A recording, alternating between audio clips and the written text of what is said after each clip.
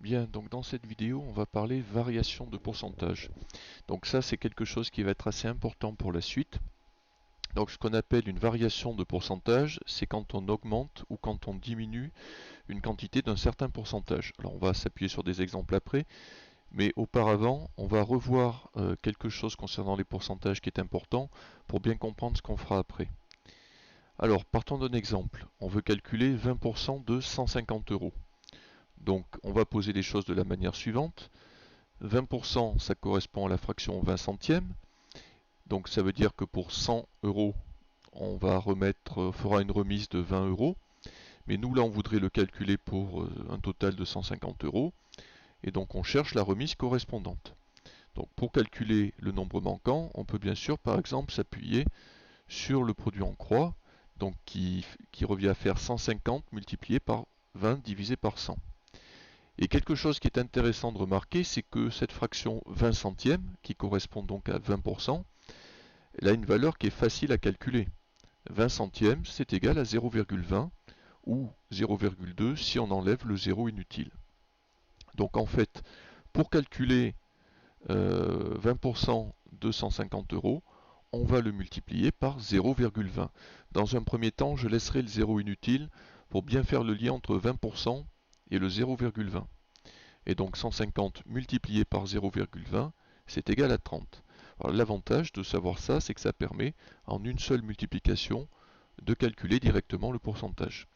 Alors, si maintenant on fait un certain nombre d'exercices sur ça, enfin d'exemples sur ça, si je veux prendre 40% d'une quantité, eh bien comme 40% c'est la fraction 40 centièmes, ça reviendra à la multiplier par 0,40, ou bien entendu 0,4 si on enlève le zéro inutile. De la même manière, si je veux prendre 15% de quelque chose, je le multiplierai par 0,15, 15 centièmes.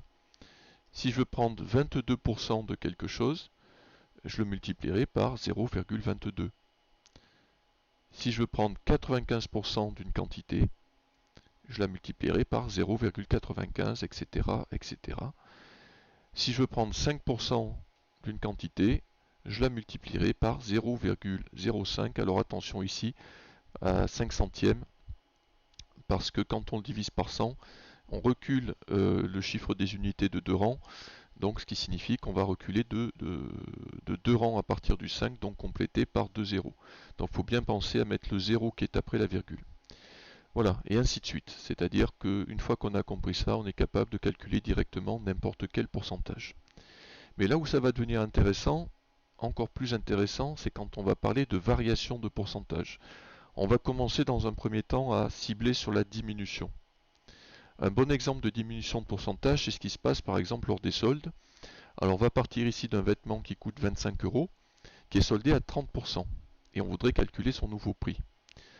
Alors si on fait comme d'habitude, on va dire, on va d'abord calculer à combien se monte la réduction. Donc pour ça, on va calculer combien ça fait 30% de 25 euros. Après ce qu'on a vu, pour calculer 30%, on va multiplier par 0,30. Donc 25 multiplié par 0,30, ça va faire 7,50 euros. Une fois qu'on a fait ça, dans un deuxième temps, on enlève les 7,50 euros qu'on a trouvés du prix de départ, 25 moins 7,50 euros, ça fait donc un prix soldé de 17,50 euros.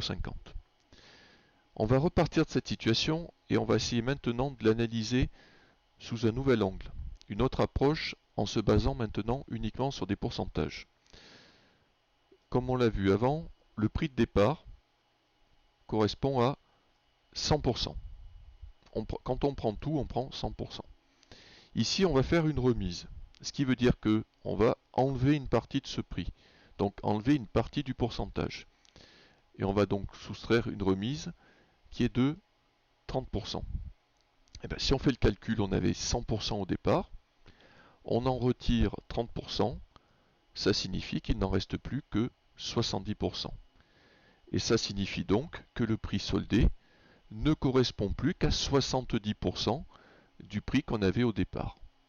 Et donc, à la place de faire ce qu'on a fait avant, eh bien on va pouvoir calculer directement les 70% du prix de départ en faisant comme on a vu au début de la vidéo, c'est-à-dire pour prendre 70%, je vais multiplier par 0,70 ou ici j'ai simplifié 0,7 et on tombe directement sur 17,50 €. Voilà, sans être obligé de faire plusieurs étapes.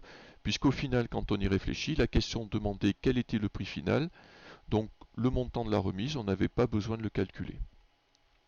Maintenant, on va faire une petite batterie d'exemples pour voir un peu plus en détail comment ça fonctionne. Alors, si je diminue maintenant un prix de 20%, toujours en partant de 100%, ça c'est la condition, il faut toujours partir de 100%. Si j'enlève 20%, il m'en reste donc plus que 80. Donc, pour calculer le prix d'arrivée, je multiplierai donc par 0,8 ou 0,80 qui correspond à ce qu'on a dit auparavant. Si maintenant j'ai une diminution du prix de 15%, partant toujours de 100%, si j'en enlève 15, il m'en reste donc 85. Donc pour calculer directement le prix d'arrivée, je multiplierai par 0,85. Si maintenant on applique une baisse de 60%, à partir des 100% de départ, si on en enlève 60, ça signifie qu'il n'en reste plus que 40. Et donc pour calculer 40% de la quantité de départ, je multiplie par 0,40 ou 0,4. Pour 5% maintenant, même chose, 100% moins les 5%, ça n'en fait plus que 95. Et pour calculer 95% d'un nombre, je le multiplie par 0,95. Et dernier exemple, si j'ai une diminution en pourcentage de 42% par rapport au 100% de départ, ça signifie qu'il ne m'en reste plus que 58. Et pour calculer le prix d'arrivée, il suffira que je multiplie le prix de départ par 0,58. Voilà. Donc une fois qu'on a bien compris cette gymnastique, bien compris qu'on partait toujours de 100% et qu'on soustrayait un pourcentage pour calculer le pourcentage d'arrivée, il n'y a rien de plus difficile que ça. Voilà. Ensuite, je vais enchaîner. Donc là, je vais un petit peu vite, mais toi, dans la vidéo, rien ne t'empêche de faire une pause, de reprendre les choses au début, si jamais tu as trouvé que ça allait un petit peu vite. Maintenant, on va parler d'augmentation de pourcentage. Alors, l'augmentation de pourcentage, tu verras dans la leçon que j'envoie avec, c'est quelque chose qu'on rencontre, par exemple, quand on parle de la TVA. Là, nous, on va partir de notre exemple. Un fournisseur d'énergie augmente ses prix de 6% en 2020. Une personne avait une facture de 500 € en 2019. Et ben on veut savoir, à consommation égale, quel sera le montant de sa facture en 2020, c'est-à-dire combien elle paiera avec une augmentation de 6%. Donc la méthode habituelle consistait donc à calculer dans un premier temps de combien était l'augmentation, c'est-à-dire quelle somme correspondait à 6% de 500 €. Donc pour calculer 6% de 500 €, on va donc le multiplier par 0,06, qui est le résultat de 6 centièmes. Le résultat de cette multiplication fait donc 30, ce qui signifie que la facture va augmenter de 30 €. Donc pour calculer le montant final, on l'ajoute donc 30 € aux 500 € de la facture 2019, ce qui fait donc normalement une facture pour 2020 de 530 €. Ça, c'était la méthode qu'on utilisait jusqu'à présent. On va maintenant utiliser la même approche que tout à l'heure avec les pourcentages pour voir qu'il est possible de trouver directement le montant de la facture en 2020. Pour ça, on va faire un petit schéma. On va encore représenter le prix de départ sous forme de ce rectangle bleu qui correspond donc à 100%. Mais là, ce qui va se passer, c'est qu'on va venir rajouter l'augmentation par-dessus. Donc on va venir rajouter 6%. Et bien 100 plus 6, ça fait donc 106%. Ce qui signifie que cette fois-ci, le prix d'arrivée correspondra à 106% du prix de départ. Et pour calculer 106% du prix de départ, on fera comme on a fait dans les autres situations. 106%, ça correspond à la fraction 106 centièmes, qui vaut donc 1,06. Et en faisant 500 multiplié par 1,06, on aboutit directement aux 530 € qui correspond au montant de la nouvelle facture. Voilà, toujours en partant, je le redis parce que c'est important, la quantité de départ c'est toujours 100%. Et à cette quantité de départ, ensuite, on va ajouter l'augmentation. En reprenant maintenant un certain nombre d'exemples, si on a une augmentation de 20%, eh bien 100 plus 20, ça fait 120, ce qui veut dire que le nouveau prix fait 120% de l'ancien. Et pour calculer 120% de l'ancien prix, on va le multiplier par 1,2 ou 1,20 qu'on obtient en divisant 120 par 100. Si l'augmentation maintenant est de 15%, 100% plus 15%, ça fait donc 115%.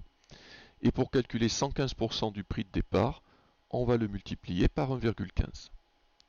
Une augmentation de 60%, 100 plus 60 fera 160%. Et pour calculer combien ça fait, on multipliera donc par 1,60 ou 1,6. Pour une augmentation de 5%, 100% plus 5%, 105%. On multipliera donc par 1,05.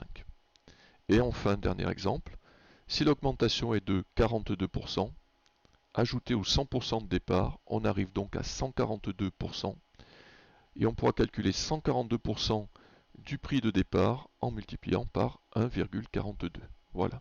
Donc il va falloir, avec cette vidéo, la leçon et les petits exercices qui vont accompagner, que tu te familiarises bien avec cette gymnastique.